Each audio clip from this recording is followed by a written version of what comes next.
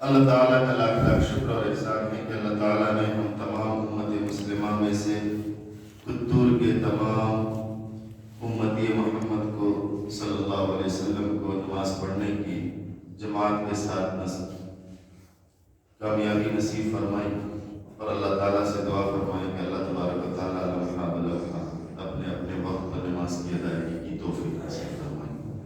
سورۃ البروج چل رہا تھا، ان کے چند آیات کی تفسیر اور ترجمہ کے ساتھ ملاحظہ فرما چکے۔ اب اس کے آگے چند آیتوں کا ترجمہ اور اس کی تفسیر ملاحظہ فرمائیں۔ اعوذ باللہ من الشیطان الرجیم، بسم اللہ الرحمن الرحیم۔ قتل اصحاب الاخدود، کہ خندق والے یعنی بہت سے ایندھن کی آگ والے ملعون ہوئے۔ النار ذات الوقود، اذ هم علیہا قعود، جس وقت وہ لوگ اس کے آس پاس بیٹھے ہوئے تھے۔ وهم علی ما یفعلون بالمؤمنین شہود، اور جو کچھ ایمان والوں کے ساتھ کر رہے تھے اس کو دیکھ رہے تھے۔ وما نقموا منهم الا ان يؤمنوا بالله العزیز الحمید، اور ان کافروں نے ان ایمان والوں میں اور کوئی عیب نہیں پایا تھا بجز اس کے کہ وہ خدا پر ایمان لے آئے تھے جو زبردست سزاوار حمد ہے۔ الذی لہ ملک السماوات والارض واللہ علی کل شیء شہید، ایسا کہ اسی کی ہے سلطنت آسمانوں کی اور زمین کی، اور اللہ ہر چیز سے خوب واقف ہے۔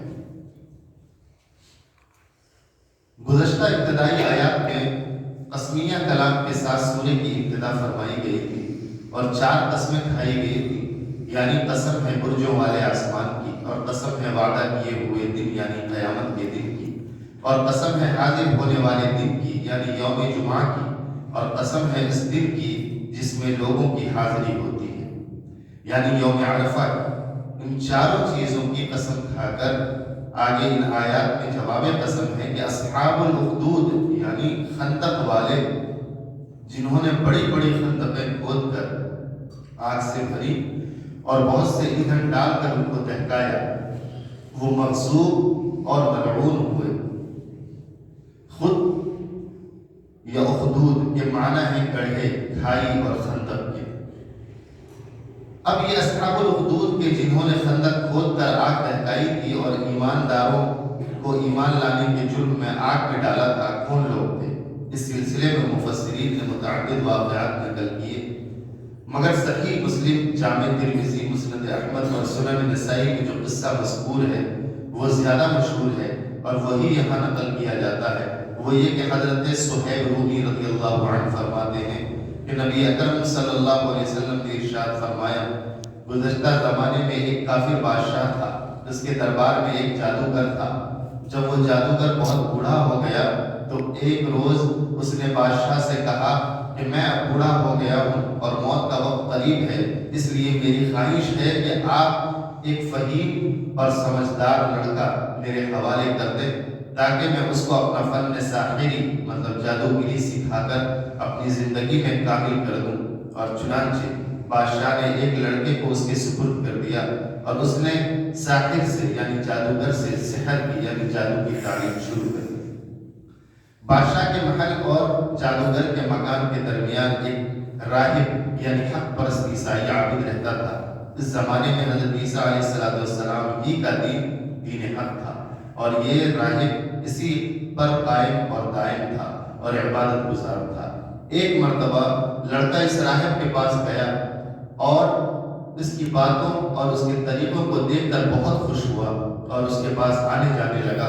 تو اب جادوگر اور بادشاہ کے یہاں مقررہ وقت میں آمد و رفت میں تاخیر ہونے پر وہ لڑکے پر برافروختہ اور ناراض ہوئے۔ لڑکے نے راہب سے اس کی شکایت کی۔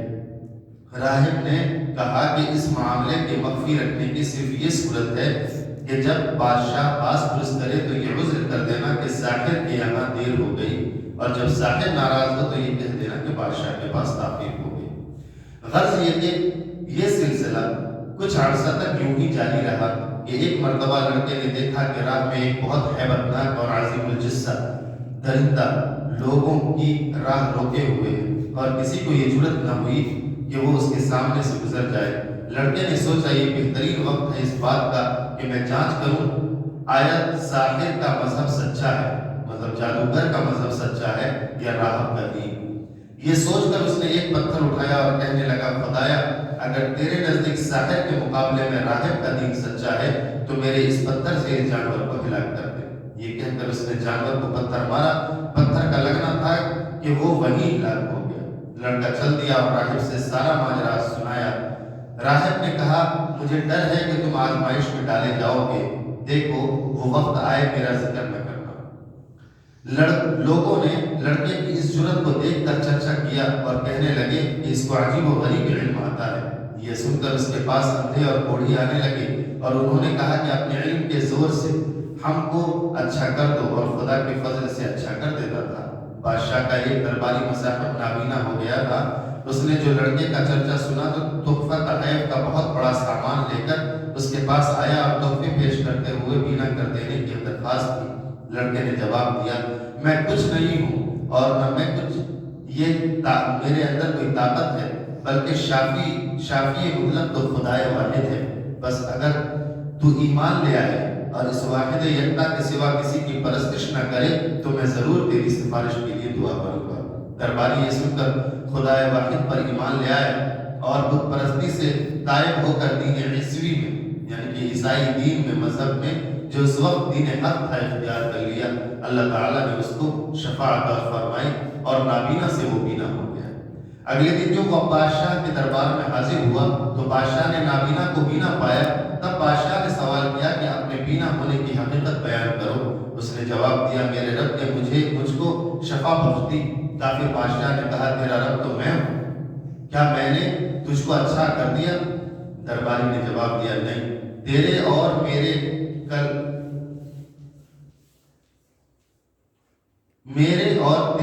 کل کے جہان پروردگار نے اچھا کر دیا۔ بادشاہ نے غصہ میں آ کر کہا کیا میرے سوا بھی کوئی تیرا رب ہے؟ درباری نے کہا ہاں، اللہ تیرا اور میرا دونوں کا رب ہے۔ تب بادشاہ نے اس درباری کو طرح طرح کے عذاب میں مبتلا کیا۔ آخر اس درباری نے لڑکے کا ماجرا کہہ سنایا۔ بادشاہ نے لڑکے کو بلایا اور اس سے کہا مجھے معلوم ہوا ہے کہ تو سحر کے ذریعے سے اندھوں کو بینا اور مبروس جزامی کو شفا دیتا ہے۔ لڑکے نے کہا مجھ میں یہ طاقت کہاں، یہ تو اللہ تعالیٰ اللہ رب العالمین کے شفا دینے سے شفا یاب ہوتے ہیں۔ بادشاہ نے کہا میرے علاوہ بھی تیرا کوئی اور رب ہے؟ لڑکے نے کہا وہ خدا جو واحد یکتا ہے، تیرا اور میرا دونوں کا رب ہے۔ تب بادشاہ نے اس لڑکے کو عذاب میں مبتلا کرنا شروع کر دیا۔ آخر اس نے راہب سے متعلق تمام واقعہ کہہ سنایا۔ تب بادشاہ نے راہب کو بھی بلایا اور اس کو مجبور کیا کہ وہ دین حق سے پھر جائے، مگر راہب نے کسی طرح اس کو قبول نہیں کیا۔ تب بادشاہ نے راہب کے سر پر آڑا چلوا دیا اور اس طرح اس کو شہید کر ڈالا۔ اب لڑکے سے کہا کہ تو راہب کے دین سے پھر جا۔ لڑکے نے پھر سبھی صاف انکار کر دیا۔ تو بادشاہ نے حکم دیا کہ اس کو پہاڑ کی چوٹی پر لے جا کر وہاں سے گرا دو کہ پاش پاش ہو جائے، ٹکڑا ٹکڑا ہو جائے۔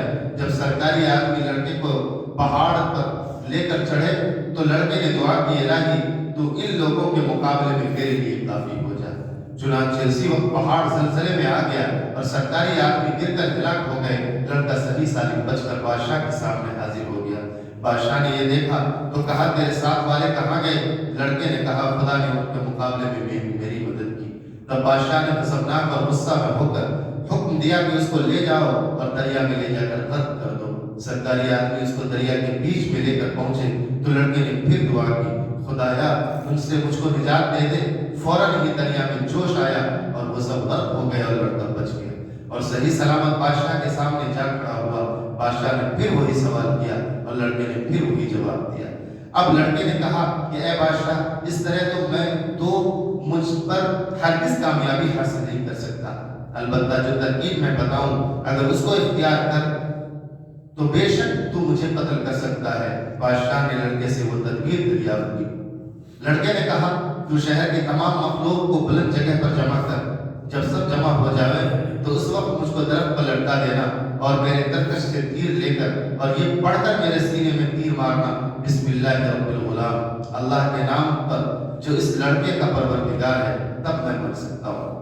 بادشاہ نے لڑکے کے قول پر عمل کیا اور جب تمام شہر جمع ہو گیا تو لڑکے کو سولی پر لٹکا کر اور لڑکے کی بتائی ہوئی عبارت پڑھ کر اس کے تیر مارا اور لڑکا تیر کھا کر جاں بحق ہو گیا، مر گیا۔ مخلوق نے یہ جو دیکھا تو سب نے ایک دم بآواز بلند نعرہ لگایا، آمنا برب الغلام، آمنا برب الغلام، ہم لڑکے کے رب اور پروردگار پر ایمان لے آئے، اور سب نے دین عیسوی اس وقت دین حق کا قبول کر لیا۔ بادشاہ پوری قوم کو یہ حالت دیکھ کر جامع سے باہر ہو گیا اور اس نے حکم دیا کہ شہر کے ہر ایک محلہ، گلی کوچہ خندقیں کھولو اور ان میں خوب آگ دہکاؤ، پھر ہر محلہ کے لوگوں کو جمع کرو اور ان سے کہو کہ اس دین سے باز آ جائیں، جو باز آ جائے اس کو چھوڑ دو اور جو انکار کرتا ہے اس کو دہکتی آگ میں ڈال دو۔ لوگ جو درجوں جمع ہوتے تھے اور دین حق سے باز نہ رہنے کا اقرار کرتے تھے اور بخوشی دہکتے ہوئے آگ میں ڈالے جاتے تھے، اور اس جان غسل اور ہولناک نظارہ کو بادشاہ اس کے مصاحبین خوشی کے ساتھ دیکھ رہے تھے کہ ایک عورت لائی گئی جس کی گود میں شیرخوار بچہ تھا۔ عورت بچہ کی محبت میں جھجکی، فوراً بچہ نے کہا، اماں صبر سے کام لو اور بے خوف خندق میں کود جاؤ، اس لیے کہ بلا شبہ تو حق پر ہے اور یہ ظالم باطل ہے۔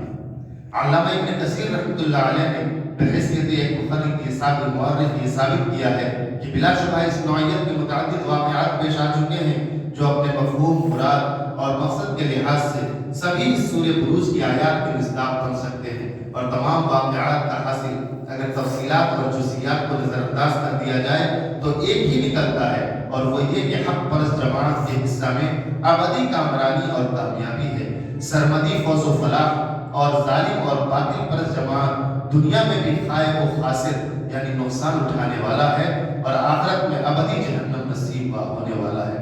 تو نزول قرآن کے وقت اہل عرب ان میں سے بعض یا ایک واقعہ سے ضرور آگاہ ہوں گے، اس لیے کفار مکہ کو یہ آیات سنائی گئی جبکہ وہ مسلمانوں پر ہر طرح کے ظلم توڑ رہے تھے، اور مکہ کے مشرکین سردار اپنی آنکھوں کے سامنے مظلوم مسلمانوں پر ظلم کرا رہے تھے۔